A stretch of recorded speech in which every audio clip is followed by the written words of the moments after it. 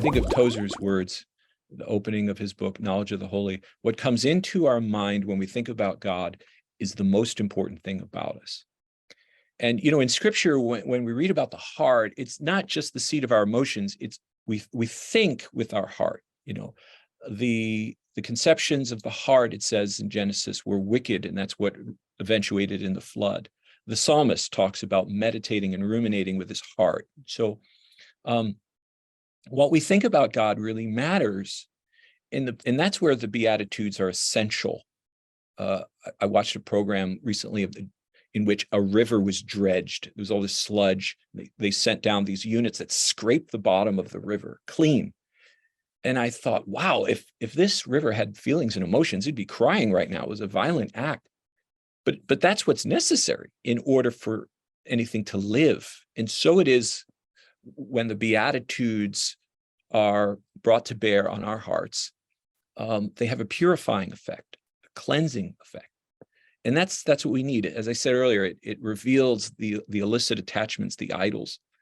And so I think the Beatitudes, particularly in the Sermon on the Mount, is of timely importance. In the 16th century, the Lord used the book of Romans and Galatians to bring about gospel renewal in the face of clericalism and legalism.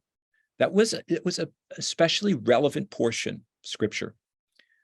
I believe, Travis, that for this moment in time, the Sermon on the Mount serves a similar purpose. And when we read it as individuals, when we read it in our families, when we try to commit it to memory, when we understand what it's saying about each of these different virtues, meekness and an appetite for God and purity of heart and even persecution, when we grasp that vision, we will be equipped to navigate the complexities of this historical moment.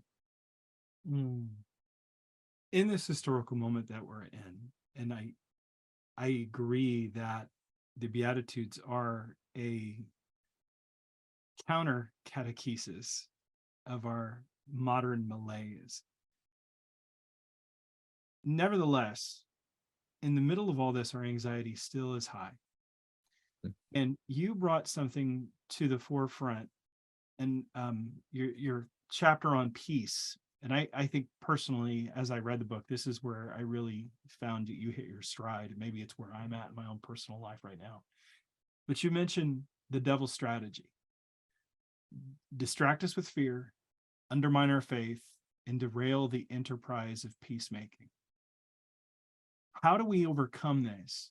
And how do we keep from surrendering our peace when, for many of us, we're not even sure if we've ever had it?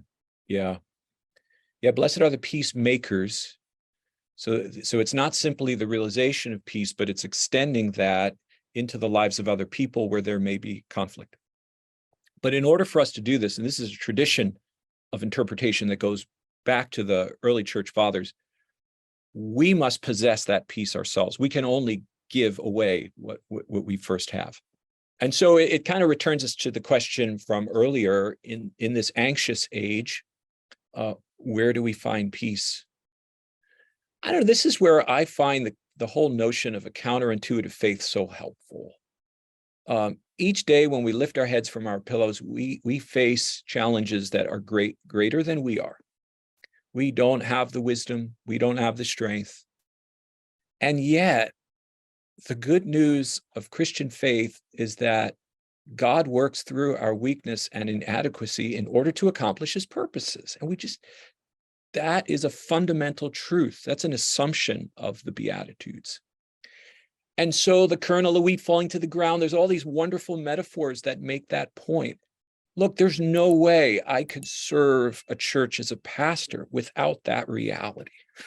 It's like Paul says, who's sufficient for these things? Surely we're not.